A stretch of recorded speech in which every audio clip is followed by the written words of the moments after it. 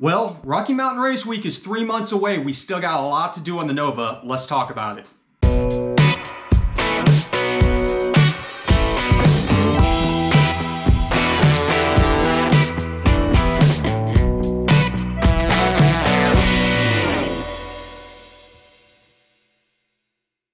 It's 3 months until Rocky Mountain Race Week, and I'm doing something a little bit different. I'm actually going to do first person on this one, so I can just walk around, show you what all we need to get done, talk about the parts that we need to throw at this, because if you look around, there's a bundle of parts that still need to go on the car, such as our Motion Raceworks parachute mount and parachute.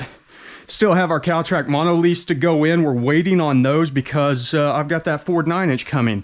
Along with QA1s, we're going to run single adjustable up front, double adjustable in the rear, and then our FTI transmission shield, flex plate shield, things like that. We've got plenty to do. Got the front tires in for our drag pack. Can't wait to do a reveal on that. I think it's going to look sick. I won't spoil it for you, but yeah, it's going to be cool. And then, of course, we got the cage over here. That's one of the upcoming projects. I'm going to start mocking this thing up, getting it ready to install, and then Justin's going to come over and help weld it in since he's the TIG welder. But I can go ahead and get a lot of these parts kind of mocked up and ready to go as far as that goes. Coming up very first, though, probably what we'll dive into is our subframe connectors. I'm going to go ahead and work on getting these installed. I think I can get them installed basically just by jacking the car up in the air and making the necessary adjustments. That's more chromoly for doing rocker braces and seat mounts. And then, of course, I've got one Kirky seat. I need to get the other Kirky seat ordered up and in, along with a couple other things. There's a bunch of just small things that need to be done. I need to fix the neutral safety switch. I need to get all the gauges working. The oil pressure gauge is not working right now. And because of rules, you can't have one of those plastic hoses going into the driver's compartment for it.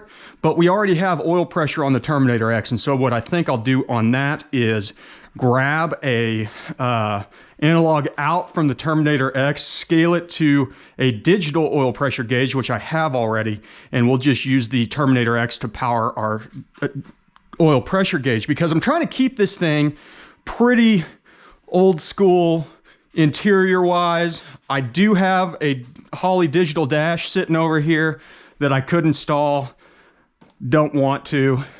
And I do have an AEM digital dash with the Holley adapter that goes on this to use it with the Holley setup. Don't really want to run it either. Now, on top of it, I did pick up a used 3.5 inches for a Sniper EFI, but it doesn't care. It'll work on any of these. I did pick one of those up, and that's mainly for data logging, because it's easier to set up data logging to the 3.5 inch dash than it is to have the laptop hooked up all the time. And so that's kind of the thought process there. On top of it, we need to get the buttons mounted up for the trans brake. That's all wired up. I just need to mount the buttons and run the wires down to the Deutsch connector underneath the dash to tie that in. Need to tie in our transmission oil temperature gauge. That's all wired up also. I just need to run the wires for that. And then we need to clean up a lot of the harness. Not a lot of it. We just need to kind of organize some of the harness and stuff like that underneath here to make it a little bit more presentable. Double check, make sure that none of our plugs are getting up against the exhaust header. So far, they're not. But I've got one that's near the oil dipstick that's getting pretty close. And in fact, it may be touching right now. So that one's going to have to be changed somehow or adjusted to where it doesn't. And then the engine's going to have to come out. And I'll tell you why. Technically, it doesn't have to come out, but I do need to put a locking transmission dipstick in. I've got that. It cannot be installed with the transmission in the car, but I want to pull the engine out, cut the headers, cut the collector flanges off because they're the 3-bolt, and change them over to V-band.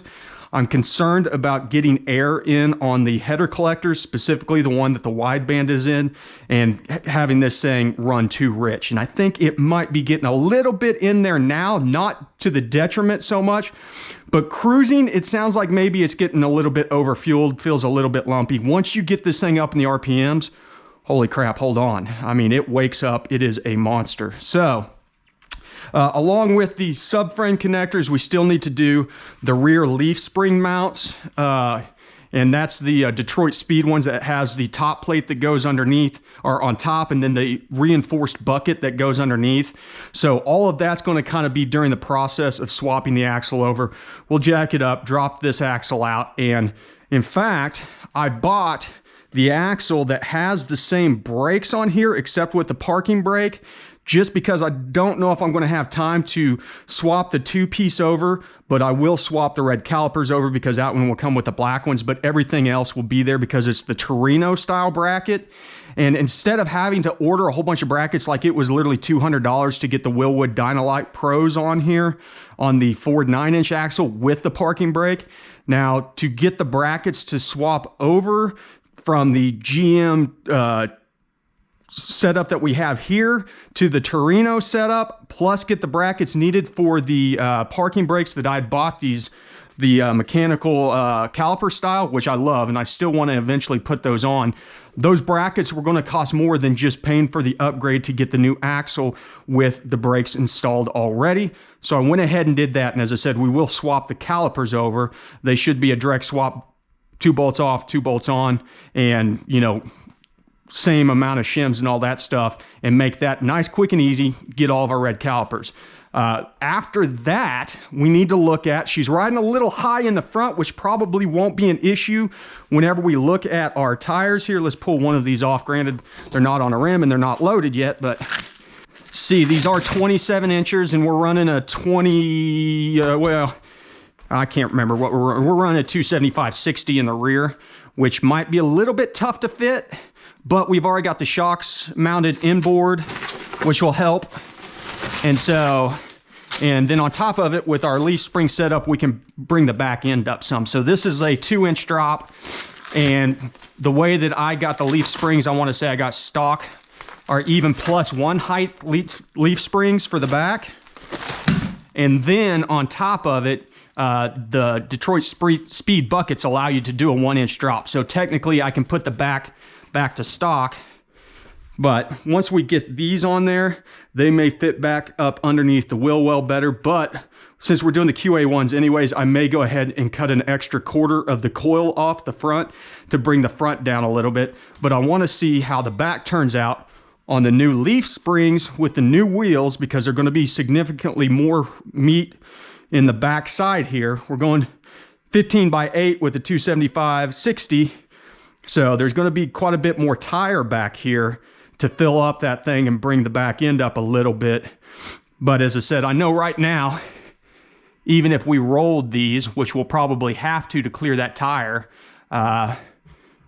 you know, this is just going to be too low. We need to come up about 1/2 inch to 1 inch, I think, in the back just to make things better. Geometry better, all that stuff. So that's the quick and dirty rundown of everything that we've got going on right now. And honestly, it's not that much work. It's a bunch of smaller things that we're going to have to knock out. But, you know, I would say if we were to just hunker down and be able to knock all this stuff out in consecutive days, it'd only take about 5 days to get all this stuff knocked out. Obviously, we don't just have time in consecutive days to do that stuff. So it's going to take us a while to get everything kind of situated and kind of chip away at it in small pieces, in bits and pieces, as I said. So I'm going to be doing multiple update videos, install videos on some of these parts, things like that, as we get closer and closer to Rocky Mountain Race Week.